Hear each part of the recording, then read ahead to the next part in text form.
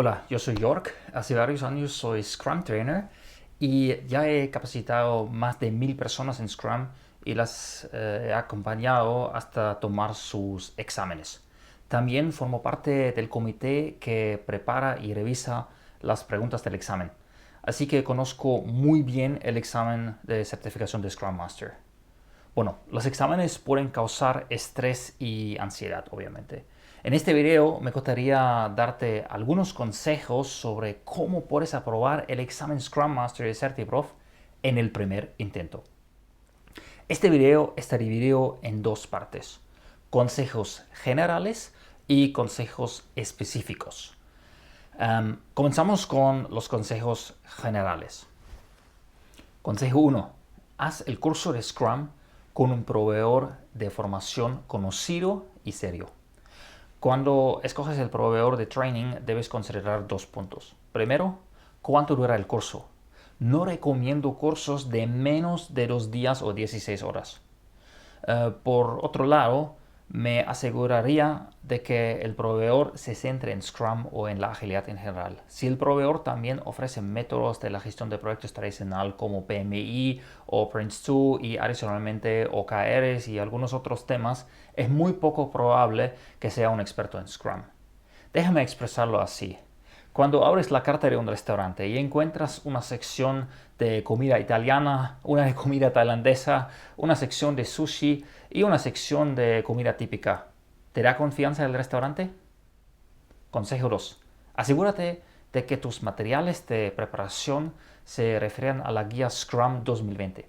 Todavía hay muchos y a veces muy buenos videos, documentos, gráficas, pósters, etcétera, en circulación que no están actualizados. Si, por ejemplo, la planificación del sprint solo tiene dos partes, o se habla de roles, o se habla del equipo de desarrollo, definitivamente tienes materiales antiguos en tus manos. Consejo 3. El tiempo no es un problema. El examen tiene 40 preguntas que se deben responder en 60 minutos. Entonces tienes 1 minuto y medio por pregunta. Eso parece muy poco, pero es más que suficiente. La mayoría de los participantes de mis cursos tardan entre 35 y 45 minutos en completar el examen. Nunca escuché de nadie que no pudiera completar el examen adentro de la hora. Así que tómate tu tiempo y repasa las preguntas con calma. Por cierto, debes responder correctamente el 80% de las preguntas para aprobar el examen. Consejo 4.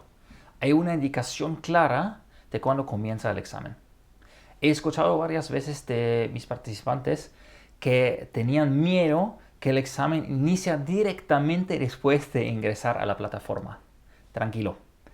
Al principio debes pasar por varias páginas hasta que comience el examen.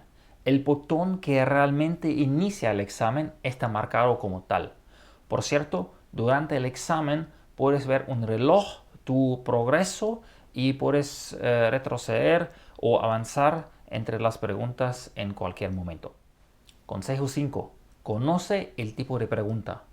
Solo hay preguntas de selección múltiple. Siempre hay una sola respuesta correcta. La mayoría de las preguntas tienen 4 respuestas, pero también hay algunas que tienen más o menos respuestas. Consejo 6. Conoce los tipos de preguntas. Hay dos tipos de preguntas. El primer tipo, preguntas que simplemente piden conocimiento y que puedes resolver muy fácil usando la guía Scrum. Un ejemplo sería: ¿cuánto tiempo dura el Daily Scrum? El segundo tipo de preguntas requiere comprender la idea detrás de Scrum. Aquí hay un ejemplo.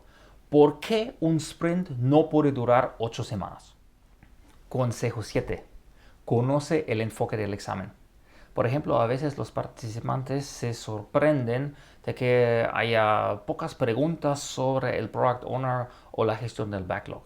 Hay que considerar que el examen se refiere a la responsabilidad del Scrum Master. Por lo tanto, la atención se centra en todos los aspectos de la responsabilidad de un Scrum Master. Estos son, por ejemplo, la idea detrás de Scrum y agilidad, el mindset de un Scrum Master, coaching en lugar de instrucciones, inspección y adaptación, feedback, eventos, claridad sobre las responsabilidades y sus límites, etc. Consejo otro. Céntrate en los materiales adecuados de preparación. El examen se basa en la guía oficial de Scrum porque debe confirmar tu conocimiento del marco Scrum original. Por lo tanto, la fuente más importante para tu preparación es la guía Scrum en su versión 2020. Todas las demás documentos son secundarios. Lee la guía de Scrum, que realmente es muy breve, 1 a 2 veces. Consejo 9. Usa mi póster y mi examen de prueba. En el área recursos, en mi sitio web, egeria-consulting.com, encuentras exámenes de prueba con la solución respectiva y un póster. Definitivamente te recomiendo realizar estos exámenes de prueba antes de realizar el examen real. El póster puede ayudarte en obtener un mayor entendimiento del marco Scrum. Ten en cuenta, el póster también contiene algunas prácticas comunes de Scrum que no están incluidas en la guía Scrum y por lo tanto no son relevantes para el examen. Consejo 10. Realiza el examen poco después de completar el curso. Sí, yo sé que este punto va a molestar a algunos, pero es muy importante. Todos lo olvidamos rápidamente y después de unas semanas después del curso no te queda tanto conocimiento y aprendizaje. Así que no pospongas el examen por mucho tiempo. Simplemente hágalo incluso si no estás preparado al 100% en todos los detalles. Tienes 2 intentos y no te debes preocupar demasiado. Te recomiendo tomar el examen un máximo de 10 días después del final del curso. Por cierto, el acceso al examen caduca a los 180 días. Desafortunadamente sucede una y otra vez que las personas pierden el acceso porque posponen el examen por mucho tiempo. Después no es posible recuperar el acceso y debes pagar otra vez. Consejo 11. Sin frustración, sin vergüenza. A veces la gente no aprueba el examen en el primer intento. Si te pasa eso, debes intentarlo de nuevo, por favor. Puedes solicitar un segundo intento gratuito a tu trainer. Por casualidad, descubrí 2 comportamientos que no te recomiendo absolutamente. El primero es la frustración.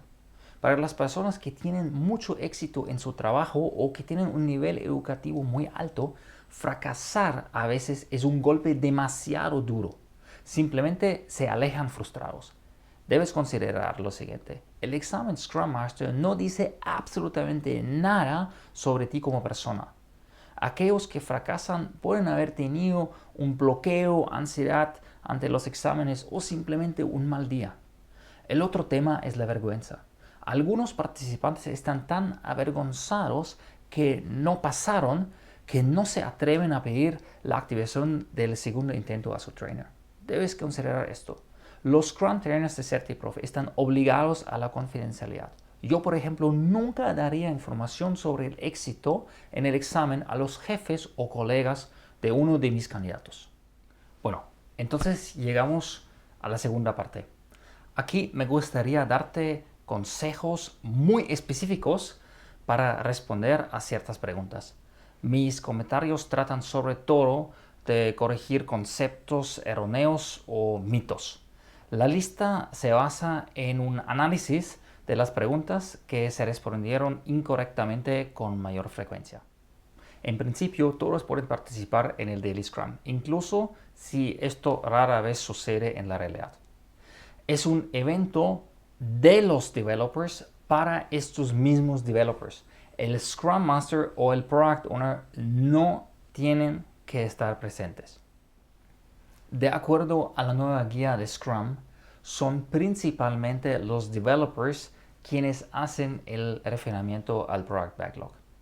En otra parte de la guía de Scrum se menciona el PO y una vez incluso todo el equipo Scrum. Sin embargo, según la nueva guía de Scrum, este es principalmente un tema para los developers. 3. Es muy importante tener un increment al final de cada sprint. Sin increment no se crea ningún valor para el cliente y no recibimos ninguna retroalimentación para impulsar ajustes y mejoras el Inspect y Adapt. 4. El Sprint Backlog, que se crea durante el Sprint Planning, no es un documento completo y concluyente. Por ejemplo, el contenido aún se puede ajustar o refinar durante el sprint. Se pueden hacer modificaciones al Sprint Backlog durante el sprint, pero no se debe cambiar el objetivo del sprint, el Sprint Goal. 5. Si se identifican mejoras en el Sprint Retrospective, se agregan al Sprint Backlog del próximo sprint. 6. Solamente los developers deciden cuánto trabajo o cuántos elementos del Product Backlog se incluyen en el sprint. Sí, eso se puede negociar entre los developers y el PO ordena los elementos del backlog y por lo tanto puede garantizar, al menos para los primeros, que estén en el próximo sprint. Sin embargo, los developers tienen la última palabra cuando se trata de determinar la cantidad de trabajo o historias para el próximo sprint. 7. Si el riesgo es muy alto, se debe trabajar en sprints muy cortos para inspeccionar y ajustar con mayor frecuencia. 8. Los developers son autogestionados, es decir, ellos mismos planifican y controlan su trabajo. También son responsables de monitorear el progreso del trabajo y cómo lograr el objetivo del sprint. Si los developers no pueden terminar todo el trabajo que se planificó o si se quedan sin trabajo por terminar antes, siempre hablan primero con el Product Owner y trabajan con él para encontrar una solución. No es buena idea si los developers hacen ajustes al trabajo del sprint a su propio criterio sin involucrar al Product Owner. 10. En la retrospectiva del sprint no se habla del producto ni del incremento. 11.